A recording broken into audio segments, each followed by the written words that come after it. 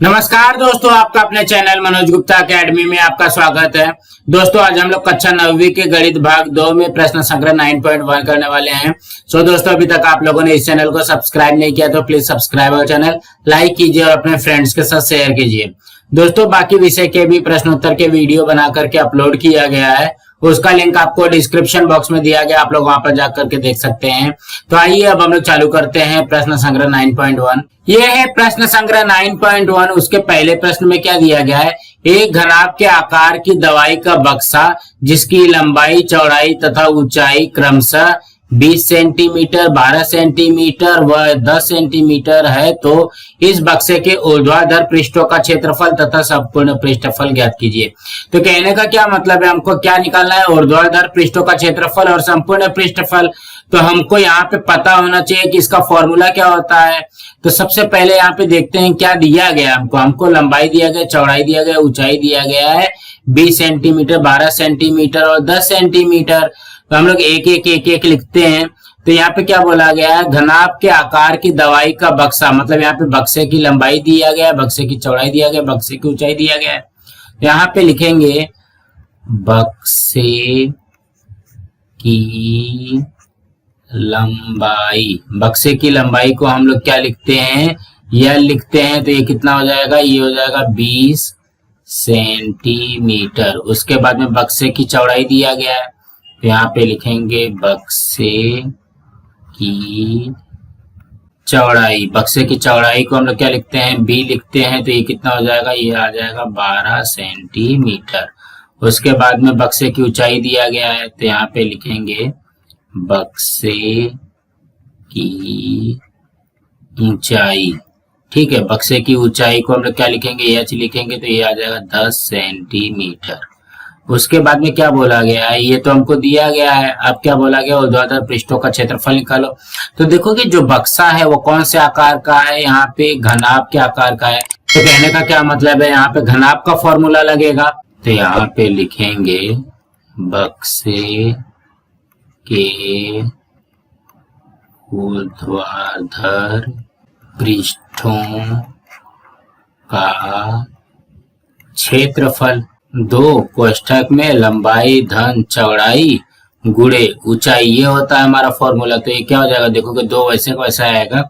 लंबाई यल कितना है, ये है 20, धन चौड़ाई कितना है, ये है 12, गुणे ऊंचाई कितना है, यहाँ पे आ जाएगा 10। अब यहाँ पे इसको हल करते हैं तो ये हो जाएगा 2 गुणे, यहाँ पे हो जाएगा 20 धन 12, 20 धन 12 कितना हो जाएगा 32 गुणे 10। अब यहाँ पे इसको हल कर लेते हैं तो 32 दूना कितना होता है 64 गुणे 10, 64 गुणे 10 कितना हो जाएगा 640 वर्ग सेंटीमीटर। इसी तरीके से आ जाएगा ना। अब हमको क्या निकालना है, संपूर्ण पृष्ठफल निकालना है, किसका, बक्से का। लेकिन यहाँ पे बक्सा कौन सा आकार का है, घनाभ का है। तो घनाभ का संपूर्ण पृष्ठफल लगाएंगे। यहाँ पे लिखेंगे बक्से का संपूर्ण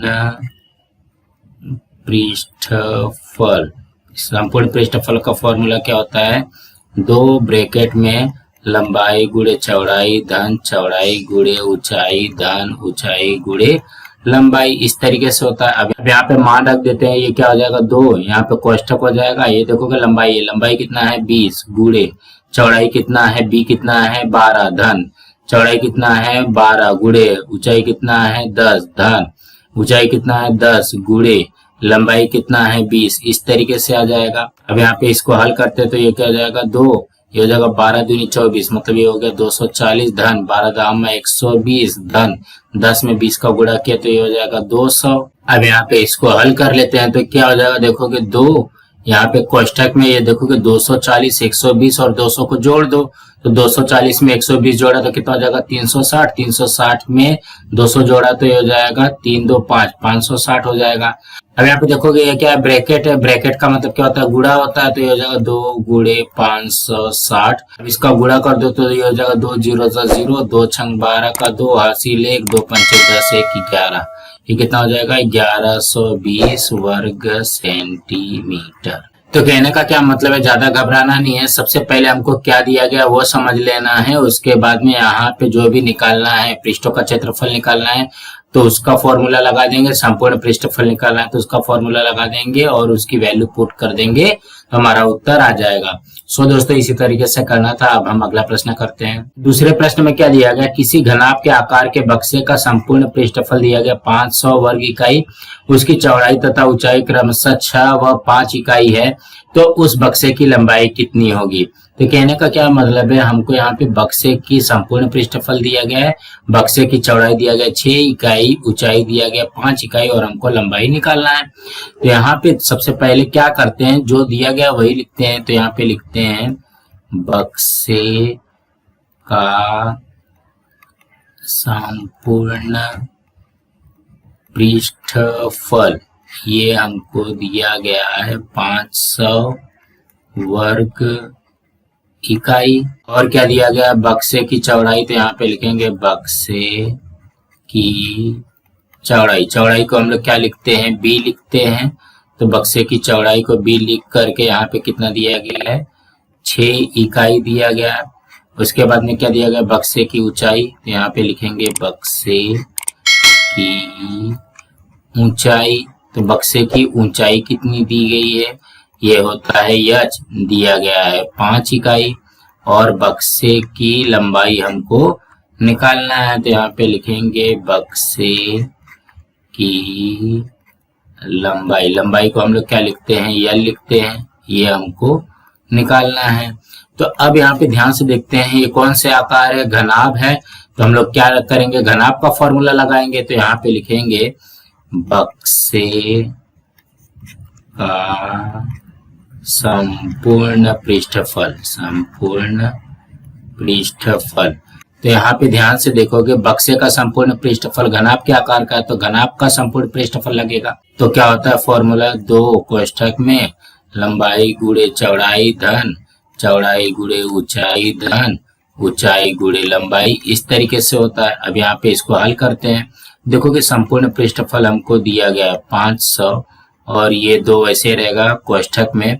लंबाई कितना है, लंबाई हमको निकालना है, गुणे चौड़ाई कितना है, ये 6 धन चौड़ाई कितना है 6 है, गुणे ऊंचाई है 5 धन ऊंचाई है 5 गुणे यहाँ पे लंबाई हमको यल निकालना है। अब यहाँ पे इसको कैसे हल करोगे, ये देखोगे 500 हो जाएगा, यहाँ पे 2 वैसे का वैसे ही लिखा, ये हो जाएगा 6 में यल का गुणा हुआ तो 6l धन, ये हो जाएगा 6 पंचे 30 धन, ये हो जाएगा 5 में यल का गुणा हुआ तो 5l, इस तरीके से बन जाएगा। अब यहाँ पे इसको हल करते देखोगे ये 2 से गुणा हो रहा है, इस साइड जाएगा तो क्या हो जाएगा, भाग हो जाएगा, तो 500 बटे में 2 हो जाएगा। यहाँ पे क्या आएगा 6l धन 30 धन 5l, इस तरीके से हो जाएगा। अब यहाँ पे इसको हल करते देखोगे ये इससे कट जाएगा, 250 आ जाएगा, यहाँ पे ये हो जाएगा 250 बराबर 6l और 5l, ये हो जाएगा 11l और यहाँ पे ये हो जाएगा 30। देखोगे यल वाला एक साथ में लिख दिया, ये अंक वाला है तो इसको अलग से लिखेंगे। ये धन 30 से इस हट जाएगा तो क्या हो जाएगा, -30 हो जाएगा, तो 250 - 30 बराबर 11l। अब यहाँ पे इसको हल कर लेते हैं तो ये कितना हो जाएगा, देखोगे यहाँ पे 250 में से 30 गया तो ये हो जाएगा 220 बराबर 11l। अब देखोगे 11 से गुणा हो रहा है तो इससे हट जाएगा तो क्या हो जाएगा, भाग हो जाएगा, 220 बटे में 11 बराबर यल, इस तरीके से बन जाता है। तो ये हो जाएगा 11 दूनी 22 और ये 0 हो गया तो ये कितना हो जाएगा 20 बराबर यल। तो कहने का क्या मतलब है, यल बराबर हो गया 20। अब ये यल हमने क्या माना है, बक्से की लंबाई को यल माना है, तो इसके उत्तर में लिखेंगे बक्से की लंबाई यल बराबर कितना हो जाएगा, 20 इकाई, 20 इकाई है, कुछ इस तरीके से आ जाएगा। तो आप लोगों को ज्यादा घबराना नहीं है, सबसे पहले क्या क्या दिया गया वो लिख लेंगे, उसके बाद में बक्से का संपूर्ण पृष्ठफल का फॉर्मूला लगा देंगे तो हमारा उत्तर आ जाएगा। सो दोस्तों इसी तरीके से करना था। अब हम अगला प्रश्न करते हैं। तीसरे में क्या दिया गया, किसी समघन की भुजा 4.5 सेंटीमीटर हो तो उस समघन के ऊर्ध्वाधर पृष्ठों का क्षेत्रफल तथा संपूर्ण पृष्ठफल ज्ञात कीजिए। तो कहने का क्या मतलब है, हमको यहाँ पे एक ही दिया गया समघन की भुजा, तो यहाँ पे लिखते हैं समघन की भुजा, समघन की भुजा को हम लोग हरदम क्या लिखते हैं, यल लिखेंगे। तो ये हो जाएगा 4.5 सेंटीमीटर। अब हमको निकालना क्या है, समघन के ऊर्ध्वाधर पृष्ठों का क्षेत्रफल। तो यही लिखते हैं, समघन के ऊर्ध्वाधर पृष्ठों का क्षेत्रफल। फॉर्मूला क्या होगा, 4l का वर्ग, इस तरीके से हो जाएगा। यहाँ पे क्या हो जाएगा, 4 गुणे यल कितना है हमारा 4.5 है, 4.5 का वर्ग, इस तरीके से आ जाएगा। यहाँ पे हो जाएगा 4 गुणे, अब 4.5 का वर्ग निकालो। देखो कि यहाँ पे दशमलव लगा है ना, तो इसमें घबराने की जरूरत नहीं है। ये दशमलव लगा हुआ है तो हम लोग दशमलव को हटा करके पहले क्या करते हैं, 45 का वर्ग निकाल लेते हैं। तो 45 का वर्ग क्या हो जाएगा, देखोगे 5 का वर्ग 25, और यहाँ पे 4 में 1 जोड़ दिया तो 5 हो जाएगा, 5 चौक 20, मतलब यहाँ पे 45 का वर्ग कितना आता है, 2025 आ गया। ठीक है, तो यहाँ पे ध्यान से देखोगे ये दशमलव यहाँ पे लगा हुआ था, तो एक अंक के बाद नहीं, 2 अंक के बाद में यहाँ पे दशमलव लग जाएगा, 20.25 आ जाएगा। ये हो जाएगा 20.25।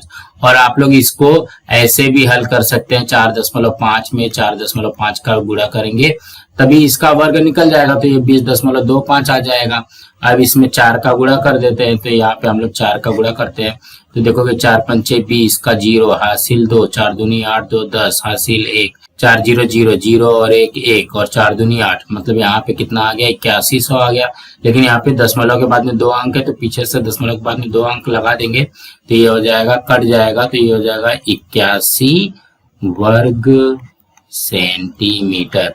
तो कहने का क्या मतलब है, समघन के ऊर्ध्वाधर पृष्ठों का क्षेत्रफल कितना आ गया, 81 वर्ग सेंटीमीटर आ गया। अब क्या बोला गया, संपूर्ण पृष्ठफल बोला गया। तो यहाँ पे लिखते हैं, समघन का संपूर्ण पृष्ठफल।